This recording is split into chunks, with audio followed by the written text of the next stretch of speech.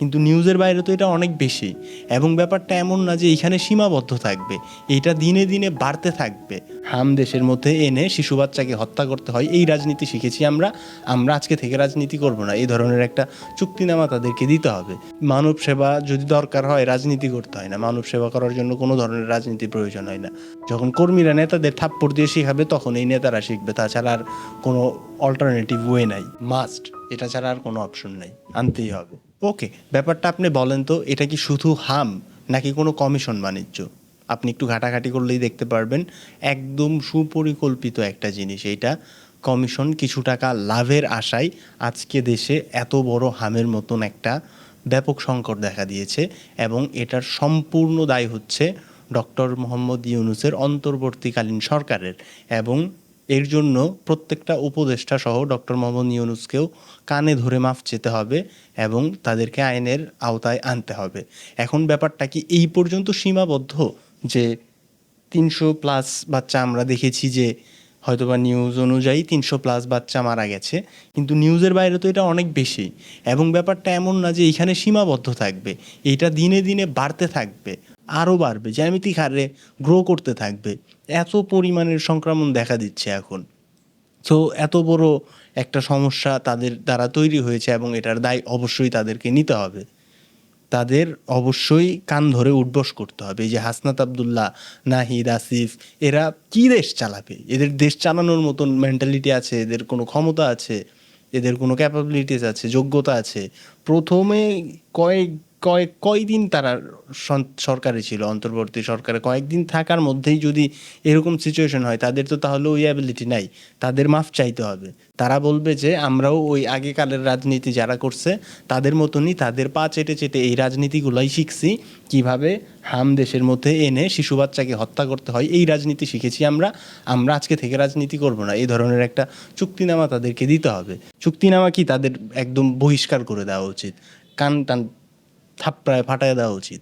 ফাজিল প্লাপান, এরা কি করলো? এটা আমি তো প্রত্যাশিত নাই, এটা তো আমি প্রত্যাশা করি নাই যে এদের মতন জোয়ান জোয়ান ছেলেদের, ও তো যৌবন কি Gopal Bhar, what ever it is, এটার জন্য তাদেরকে অবশ্যই আইনের আওতায় আনতে হবে, শাস্তি দিতে হবে। এবং বিএনপি সরকারকেও আমি বলতে চাই যে এই বিএনপি সরকার এটাকে যদি আরেকটু বেশি গ্রহণযোগ্যতা দিত, সুন্দরভাবে ব্যাপারটা ডিল করতে পারতো। তারাও এটাকে জাস্ট অবহেলার চোখে দেখেছে, এই জন্য আজকে এরকম সিচুয়েশন হয়েছে।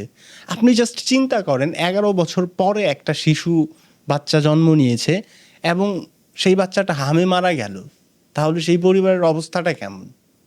তো এইখানে বাচ্চাটার কী দোষ?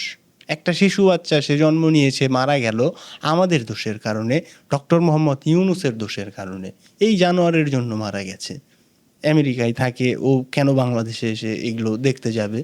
সব উল্টাপাল্টা করে দিয়ে গেল না? আমেরিকার সাথে কত ধরনের চুক্তি করেছে, যেই ধরনের চুক্তি শুনলে এখন আমাদের রক্ত টকবগে ওঠে।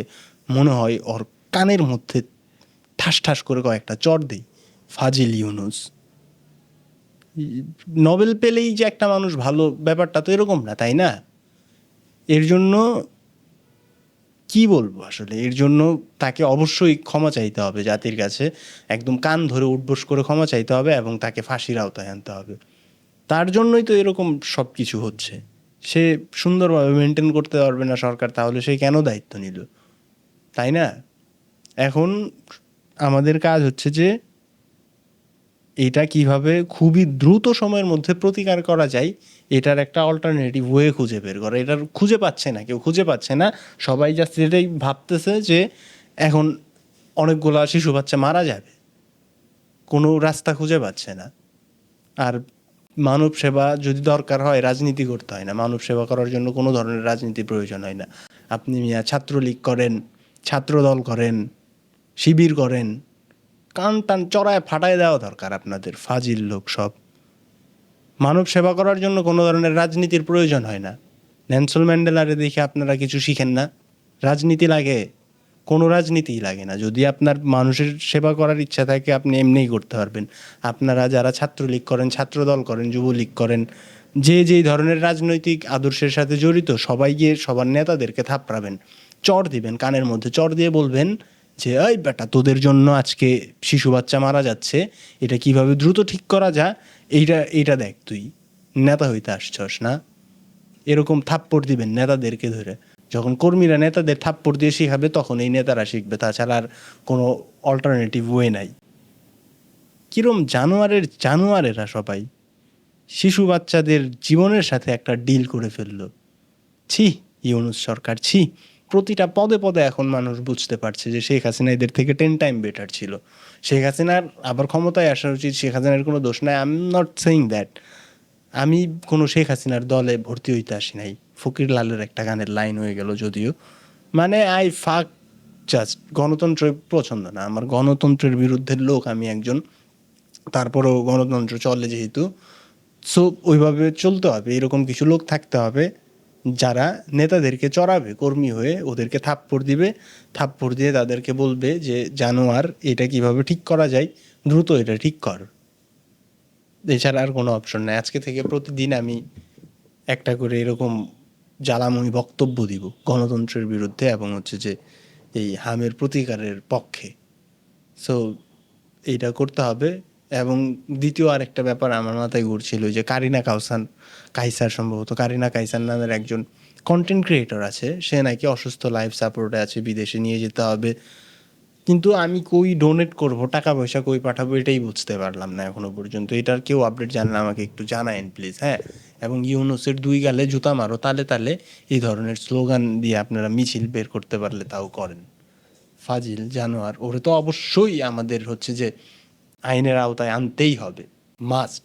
এটা ছাড়া আর কোনো অপশন নাই, আনতেই হবে। I am just done with that.